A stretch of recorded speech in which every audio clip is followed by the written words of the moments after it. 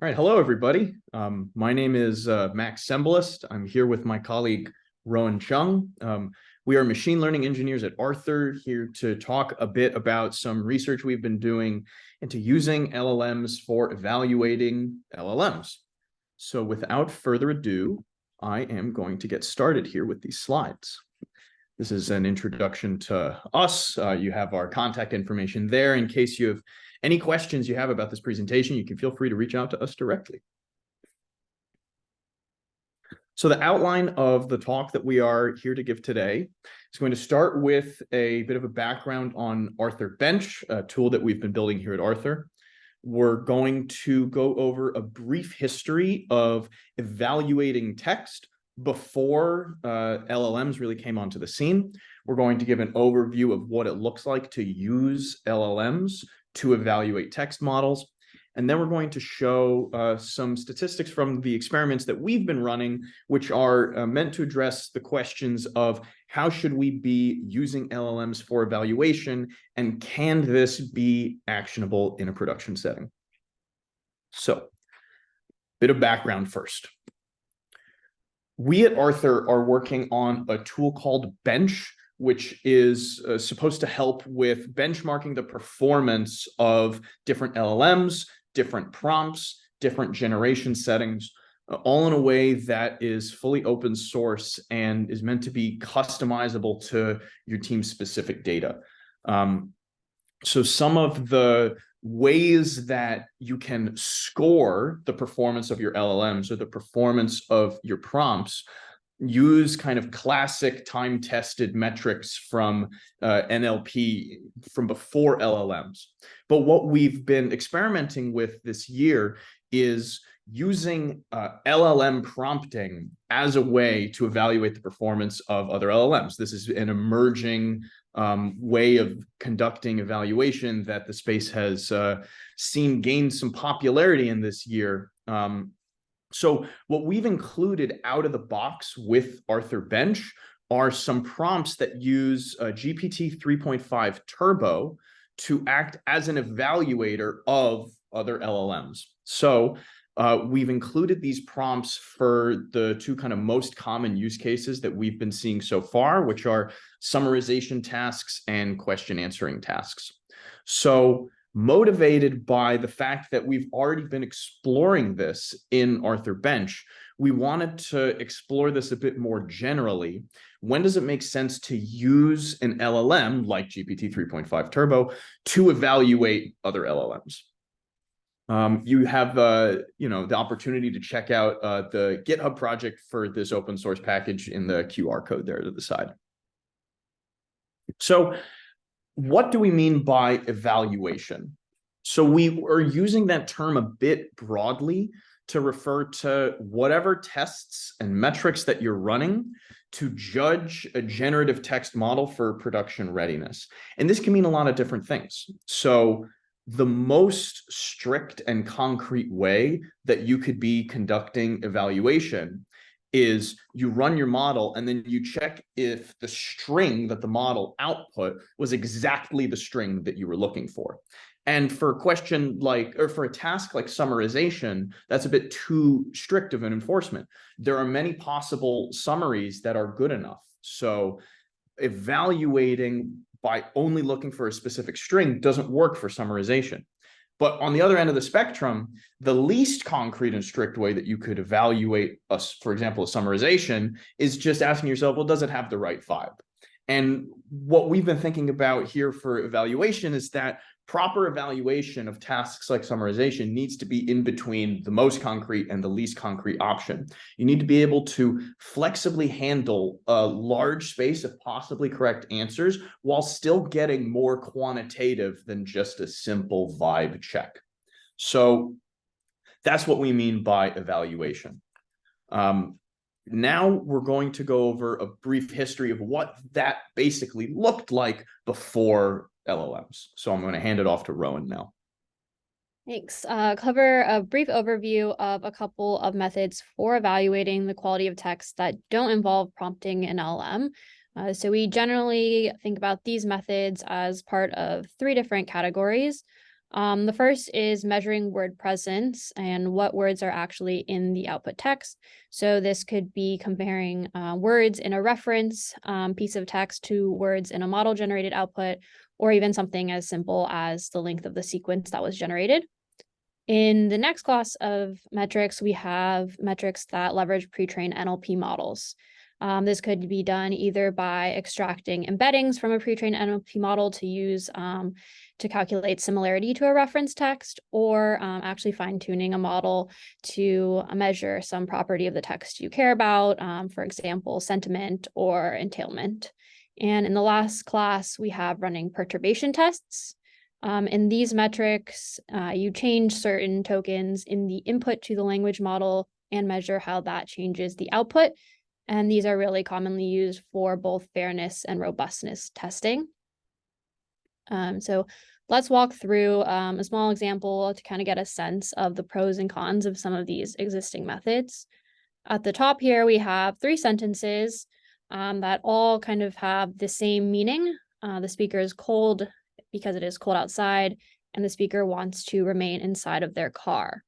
However, in sentence 1 and 2, you can see there's a pretty large span of text that is exactly overlapping in the last sentence, whereas in sentence 3, we have no long overlapping spans of text. There's a lot of synonyms for both cold and using vehicle instead of car.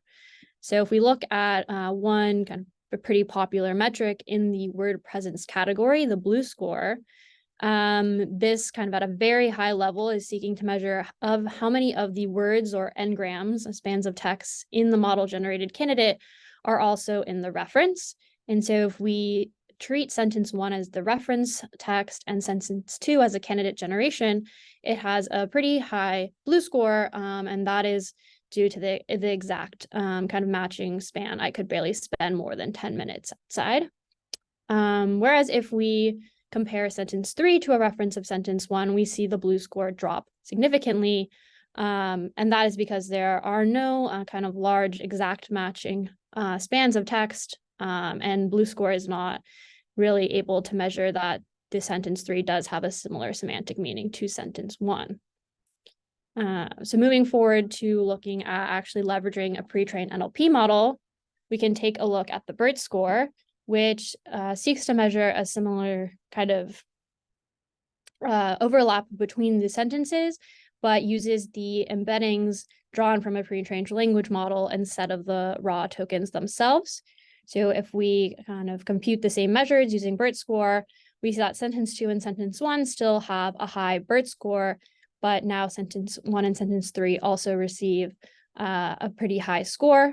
So we see that leveraging these pre-trained NLP models can help measure semantic similarity as well. So I'll hand it back to Max to kind of talk about using LLMs.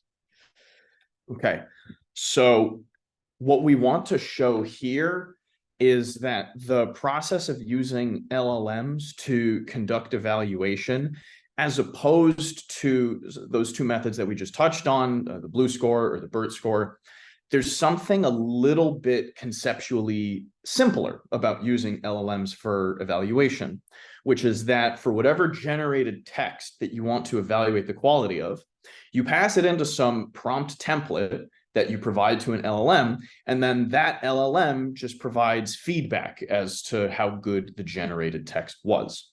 And so we're going to be talking about the pros and cons of this approach, but one thing that we just want to highlight is that the process itself is kind of conceptually a little bit simpler than what would have to be done in the world of text evaluation before LLMs.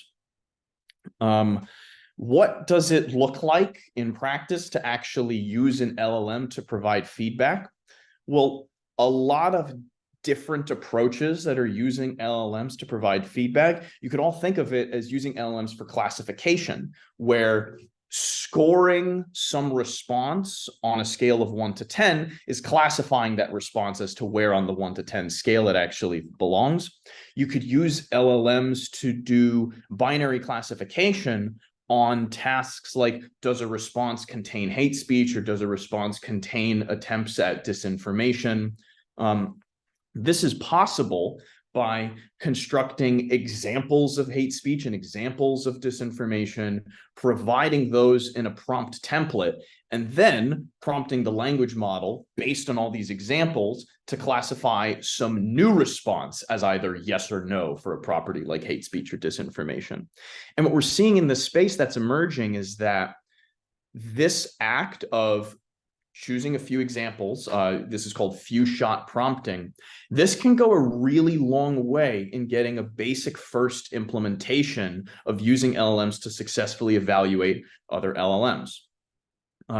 There's a whole other category of using LLMs for evaluation that doesn't just classify the text directly for evaluation, but instead, this is in the right column, it turns unstructured text into structured data. So an example way that this can happen is you take the text that some LLM has written and you convert it into what would be called a knowledge graph, or you convert it into a structured JSON metadata object that has the exact kind of structure that you need.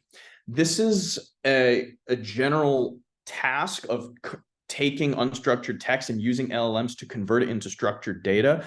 We think it's a very promising direction. It's still a bit in its infancy, and so we don't really cover it in this talk, but we wanted to just highlight that it's a whole other way of using LLMs to get value out of the evaluation process that isn't what's going to be the focus of our talk, which is classification, using the LLMs to classify the response one way or another directly. So why would it ever help? In what circumstances would we ever recommend somebody do this?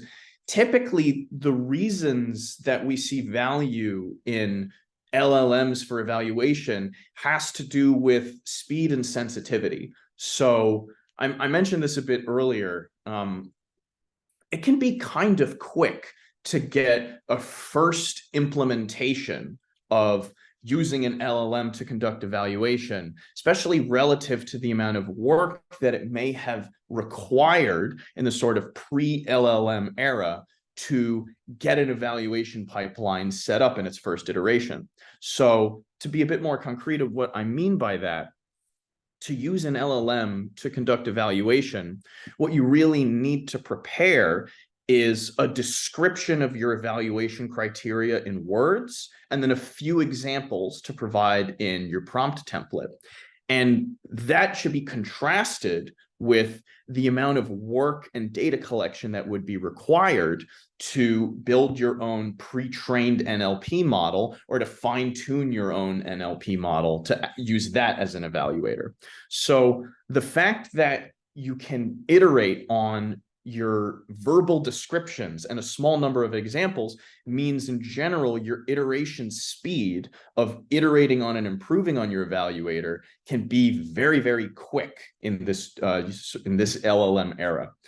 Another benefit of using LLMs to conduct evaluation is that they can be more sensitive in the right ways. So an example of what I mean by that is sometimes just the word not changes the meaning of a sentence in a pretty important way. And we've seen that LLMs are a bit better at flexibly responding to scenarios like that, where it's just one or two words that switch up how a response should be evaluated.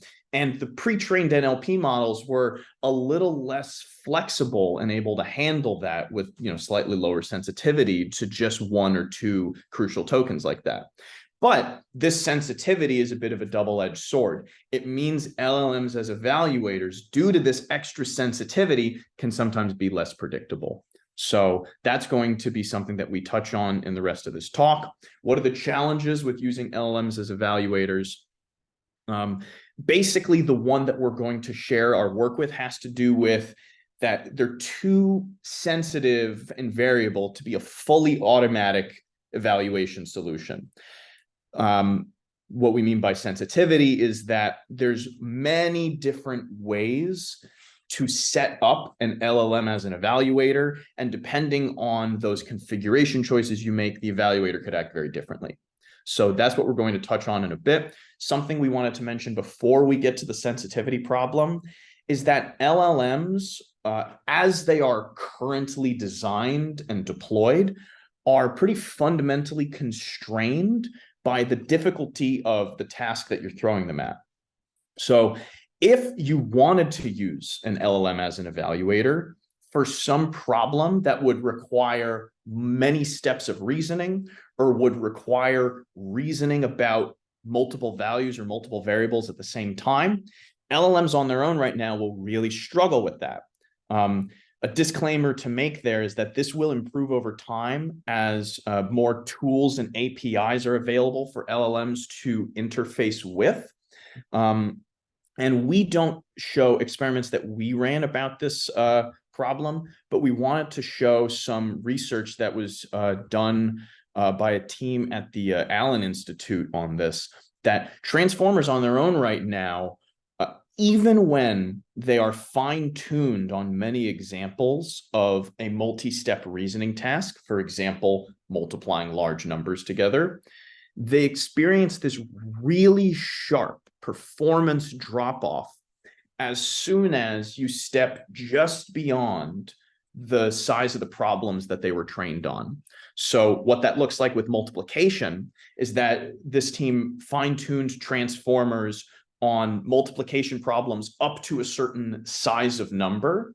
And then once they started getting that transformer to multiply slightly larger numbers, massive performance drop-off. In contrast, a basic pocket calculator does not exhibit that kind of performance drop-off. So this is something that really needs to be taken into account if you want to use LLMs as part of your evaluation. You cannot currently expect LLMs on their own to execute many steps of reasoning correctly, even when you're fine-tuning them on that kind of multi-step reasoning. So with that being said, we wanted to move away from this sort of task difficulty constraint and focus more on our experiments, which has to do with the sensitivity and variability challenge of using LLMs for evaluation. So this is the basic thing that we observed in testing various LLMs on 2 different tasks to be evaluated with different types of feedback that we tested. LLMs as evaluators are very sensitive to these choices. So this is the experiment that I'm referring to here. We take some input prompt for 2 different tasks, either a summarization task or a question answering task using a retrieved context. We provide this input prompt to an LLM as a candidate, which will output some text, which is either the summary of the article it was presented with or the answer to the question it was presented with. And then we provide that output text to an LLM evaluator, which gives feedback as to how good the output text is. And for this experiment, this feedback is either a score 1 through 10, or it's a letter grade ranging from an A+ all the way down to an F. And we tested all the same LLMs as both candidates and as evaluators, except for GPT-4, because we didn't want to spend all that money. But all the other LLMs we tested as both candidates and evaluators. And our original hypothesis going into this experiment is that an LLM as an evaluator would be biased towards giving higher scores to itself as a candidate. But this was not supported by the results that we collected. GPT 3.5 Turbo was across the board typically the most popular candidate model, no matter which model was selected as the evaluator. This was not really seen on our summarization letter grade experiments, which is the second column. But on the first, third, and fourth column here, we're seeing GPT 3.5 Turbo is either always or almost always selected as the candidate with the most positive feedback. And so what we're going to show after this slide is drilling into a lot more detail what these feedback results looked like evaluator by evaluator. So the first slide of results that we're showing here uses GPT 3.5 Turbo as the evaluator.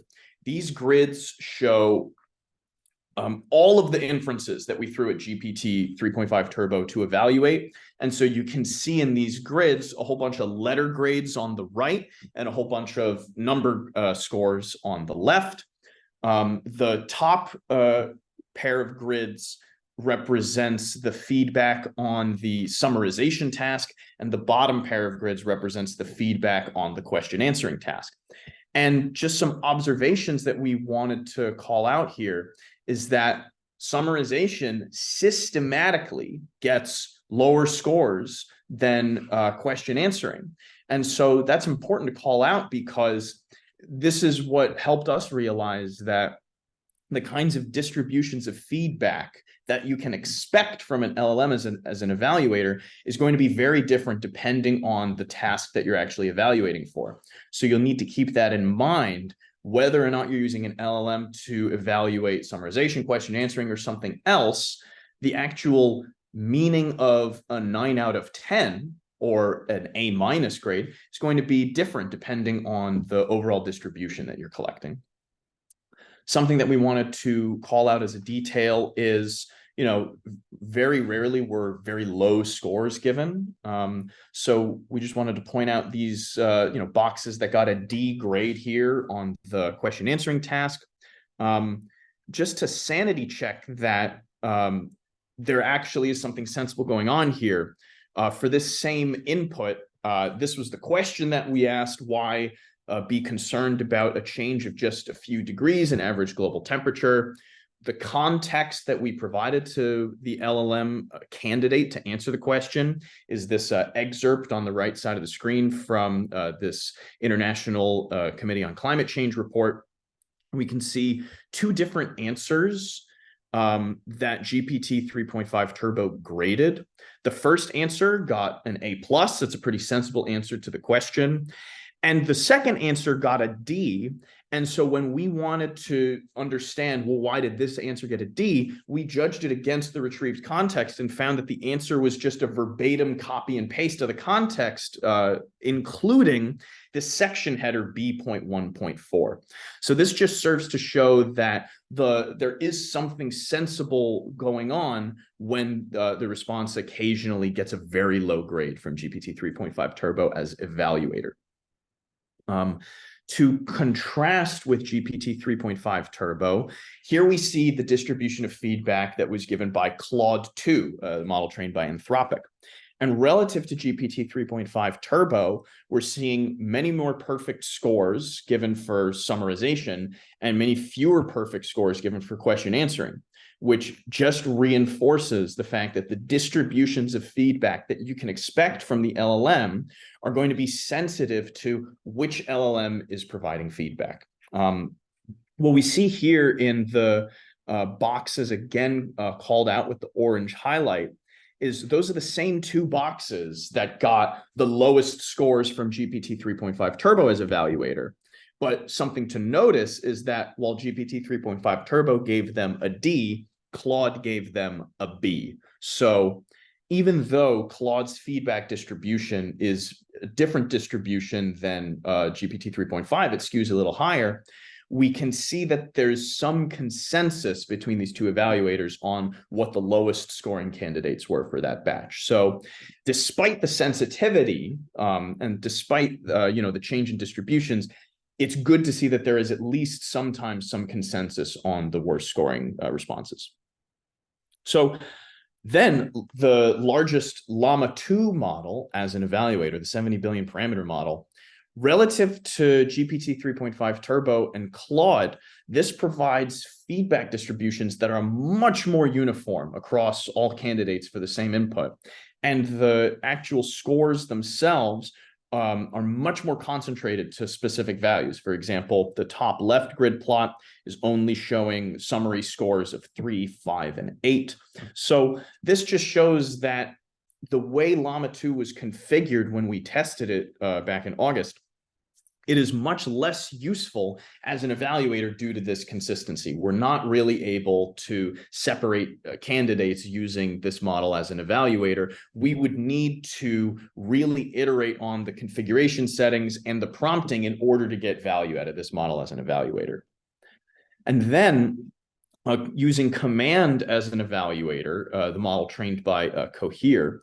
So relative to the previous 3 evaluators that we saw, it gives pretty low scores much more frequently. Like we're seeing many more responses get a 5 out of 10 from this model than the previous 3 evaluators. And in the bottom left plot, you can see a bunch of squares get a -1 score, which just represents that this particular evaluator sometimes was not actually able to give the type of feedback that we were prompting for. So this just shows the kind of evaluator prompt templates that we were using, where we describe in the instruction the evaluation criteria and what different scores mean in terms of quality. And then command as an evaluator for some of these examples only gave written feedback and didn't give any kind of numerical score that we could parse out of it.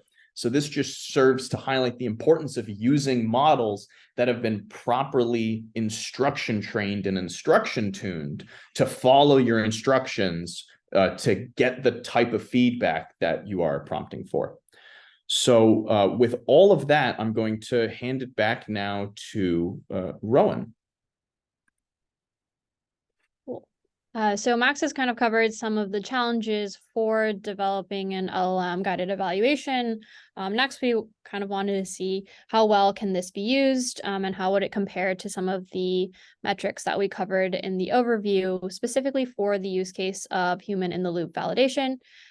So if you are trying to validate a model and manually maybe verify the outputs to be good enough for production, or get a sense for how well it is doing at your specific use case, how well can an LLM guided metric kind of accelerate that process. Obviously, for this to be effective, we need the LLM produced scores to correlate with the human judgment scores, or an MLE's own perception of what texts have the highest quality.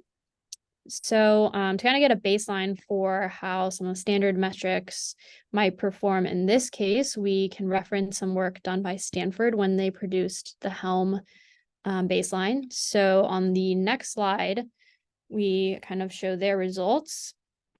So Helm is a benchmark that measures many language models on a variety of tasks. As part of that, they also released a data set of human annotations on popular summary data sets. Max, could you go to the next slide? Popular summary data sets, XSum and CNN Daily Mail. So they rated binary faithfulness score and then coherence and relevance on a scale from 1 to 5. And they actually find that the Rouge score, which is very similar to the blue metric that we covered, is actually anti-correlated with these human evaluations. And yeah, models that are rated well by the Rouge score are rated poorly by humans. So we wanted to see, how does prompting an LLM for feedback compare for this use case? And we kind of started with just a very basic reference list binary prompt, where we prompt the LLM, you are evaluating the quality of a summary. Is this summary faithful, relevant, and coherent? Answer yes or no only. And then provide the input article and the summary. And here for these results, we use GPT 3.5 Turbo as the evaluator.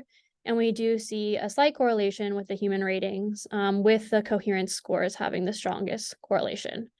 So we think that this is an improvement from using something like Blue Rouge, and can help with human-in-the-loop validation. We're pretty excited to continue with other metrics and prompt formatting, such as using the letter grades that Max showed, or adding few shot examples to the prompts.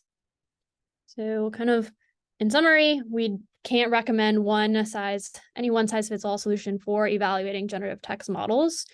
I think LLM guided evaluation can really jumpstart your ability to create a targeted and customizable eval criteria, but it can be unpredictable.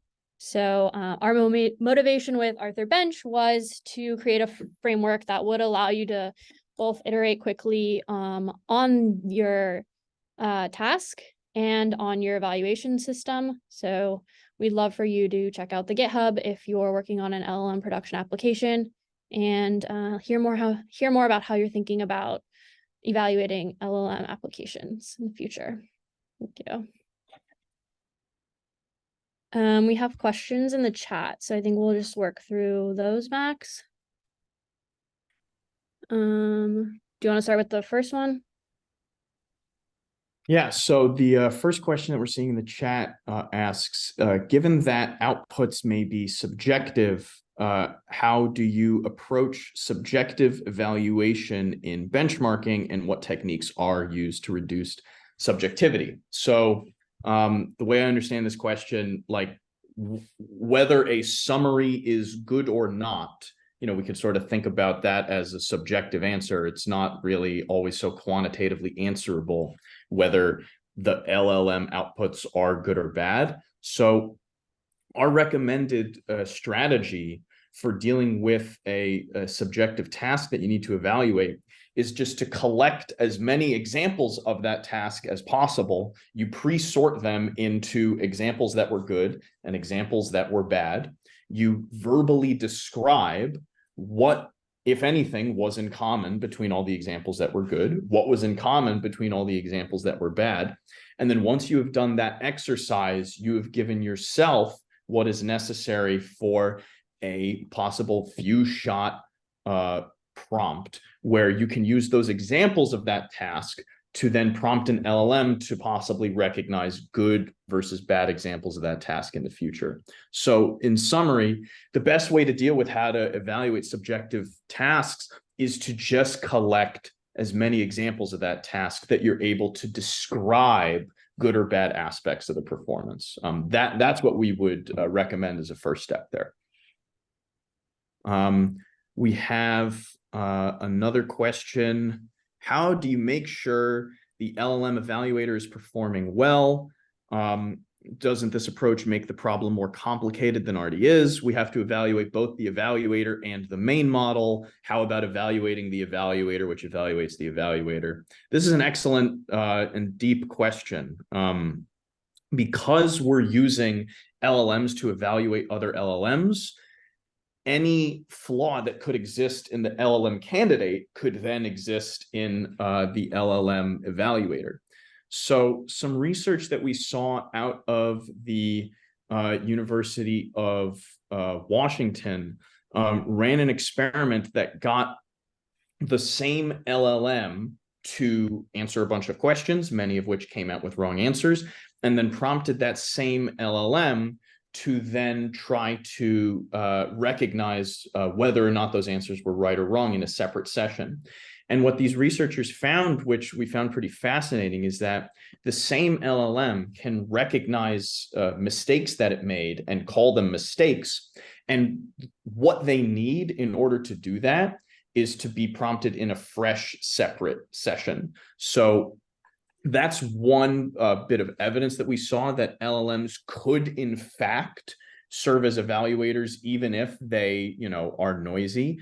And what we're doing to benchmark how well our evaluators work at evaluating is we kind of do what I described earlier. We create small test suites where we know here's what the evaluator should say on this batch, here's what the evaluator should say on that batch, and then we iterate from there. I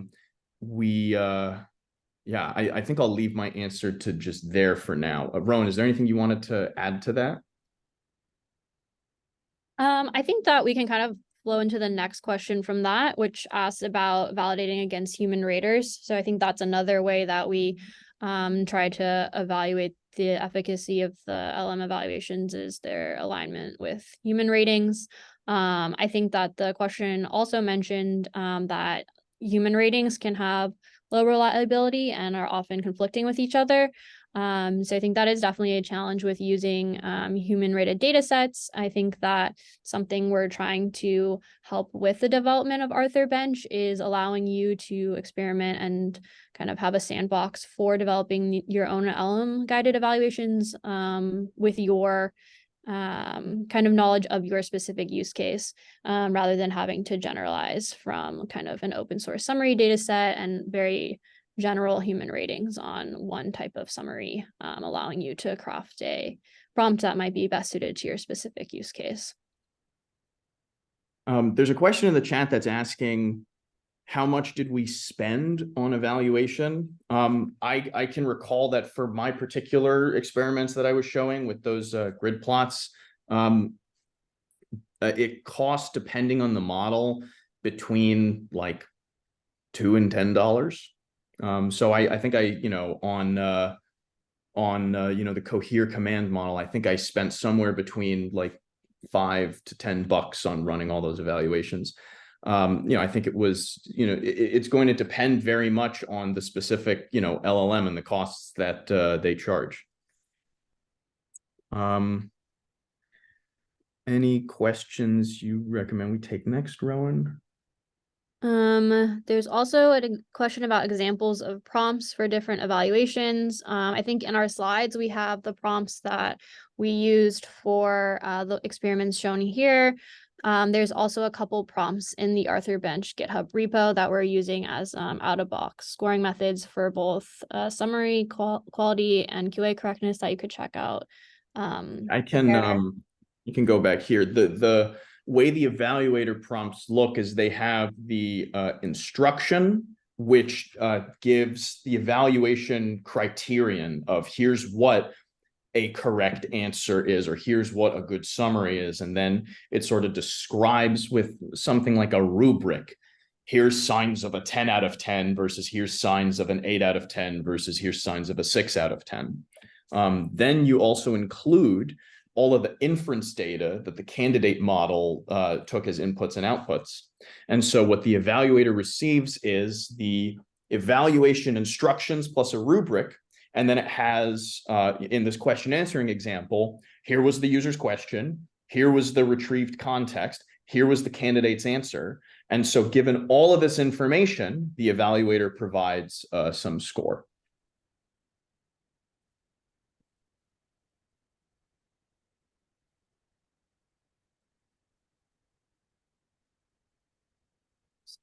Seeing another question on controlling the probabilistic nature of an LM evaluator. Yeah, I think this is definitely another challenge that we didn't really cover. I think in our experiments, we did see some variability when running some of these evaluations, 2 or 3 times. So I don't think we have a complete answer to that yet, but I think some sort of like aggregation or measurement of the variability could be a good answer.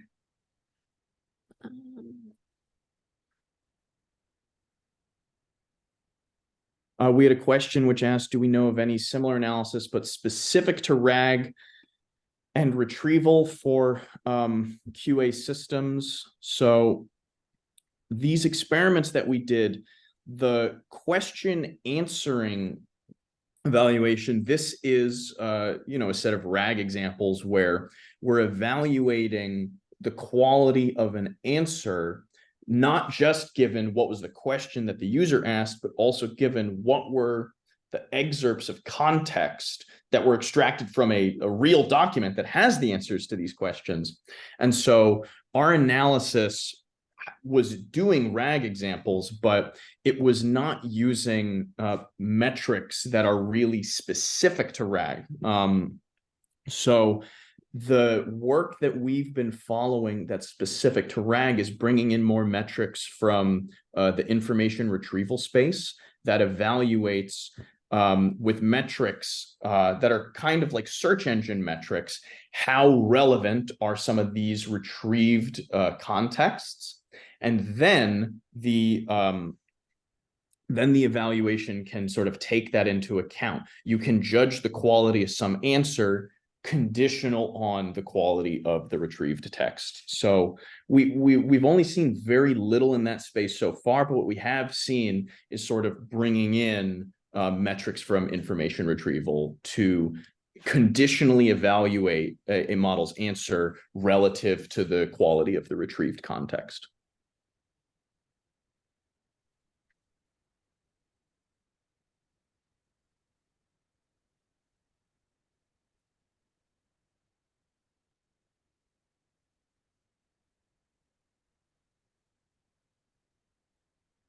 There's a question, did you conduct any experiments comparing chat versus completion models? I think Max, I don't know if you have anything from your experience. These No. evaluations. So, well, the command model from Cohere is not really a chat-tuned model, whereas GPT 3.5 Turbo, when we used this, that was only a chat model. GPT-4 we didn't use as an evaluator. Claude 2 is a chat model, so we didn't explicitly compare chat models versus completion models at this task, and I think that's an especially relevant question this week because OpenAI released GPT 3.5 Turbo Instruct, which would, what I've seen so far is that would work even better as an evaluator than this GPT 3.5 Turbo model that we did use, which is a chat model, not purely an instruct model. So it's a great question, and that's work that we'd be really interested in seeing as well, comparing chat versus instruction models at these kinds of evaluation tasks.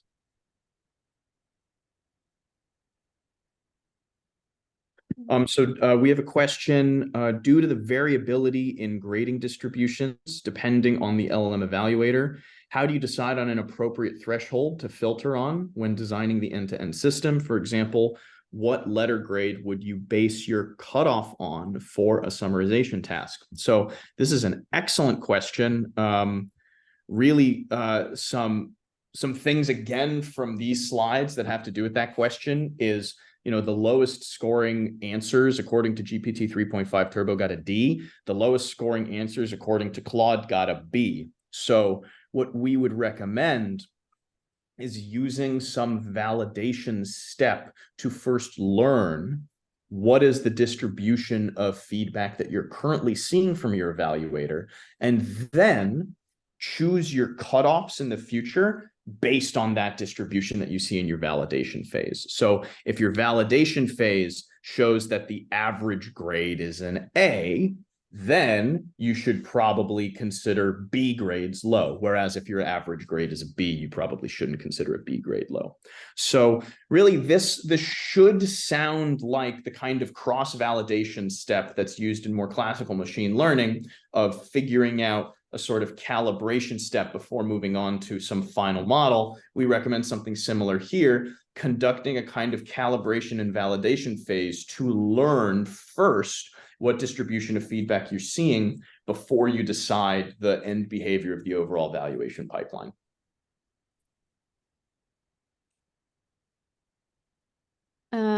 There's another question. Does this mean that the context window of the evaluator LLM must allow for both the context for the first LLM as well as the answer provided by the first LLM?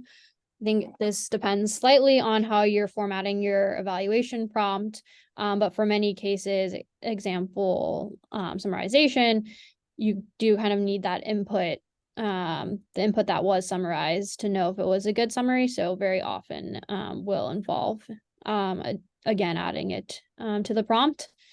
I think we've kind of experimented with different truncation strategies if necessary for fitting that in the context window, and usually ended up truncating the input that was summarized.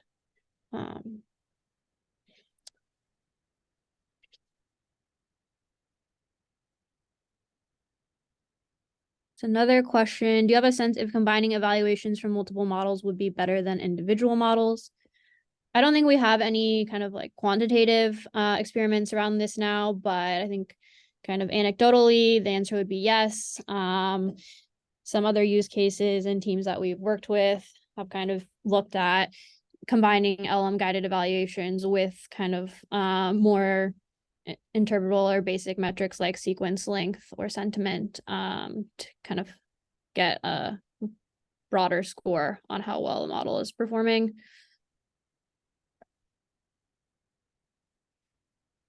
Yeah, I would say as well relevant to that question, the kind of occasional consensus that we saw from GPT 3.5 Turbo and Claude, for example, as evaluators.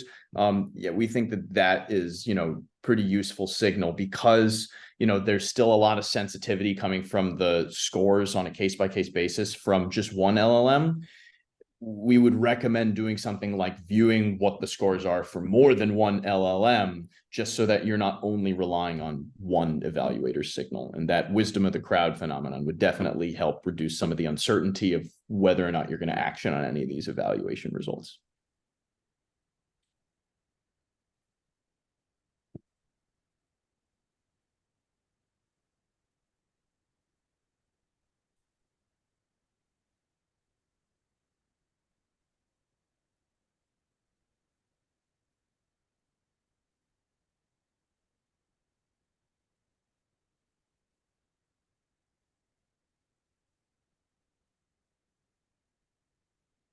There's a question at the end asking if we compared the LLM response with the probability outputs from the original LLM.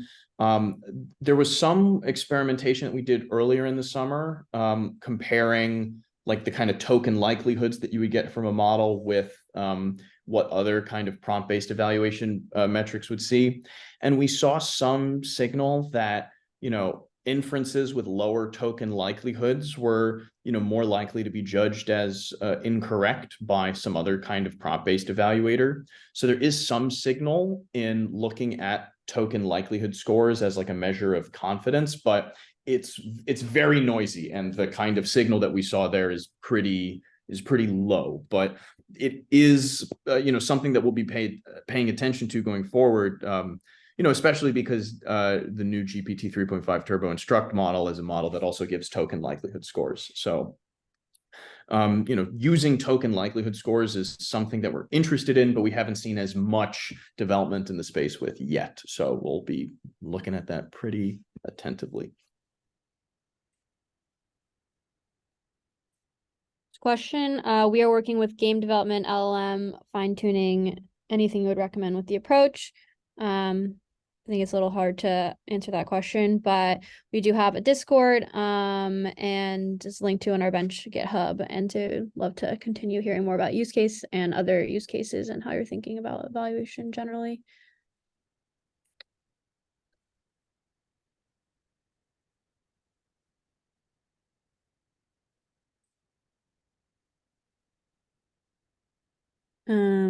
No question. What are the challenges you encountered using this method? One example might be a prompt injection in the data you are trying to evaluate.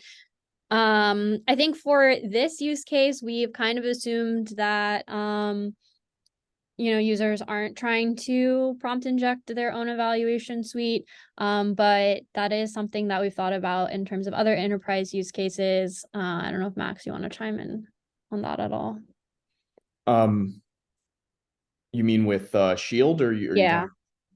Yeah, so one of Arthur's other products is an API called Shield, where we have API endpoints for detecting prompt injection attempts, for detecting whether sensitive data was leaked from an LLM output. And so we did not test any use cases yet of trying to run an evaluation where there's prompt injection attempts present.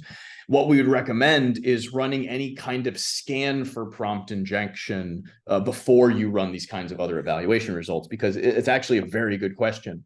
If there are prompt injection attempts in the LLM responses or in the user inputs, that can leak into the performance of some other LLM evaluator, if that LLM evaluator sort of is subject to that prompt injection language. So we would just recommend like scanning and removing prompt injection as much as you're able to do before you run these kinds of evaluations. And if you're interested more about learning about prompt injection and detecting that, you can check out the product Arthur Shield. I think we'll end there, but thank you to everyone for joining and really great questions. I think the recording as well as our contact information will be sent out after. So please get in contact with us if you have more questions, and check out GitHub. Thanks, everybody.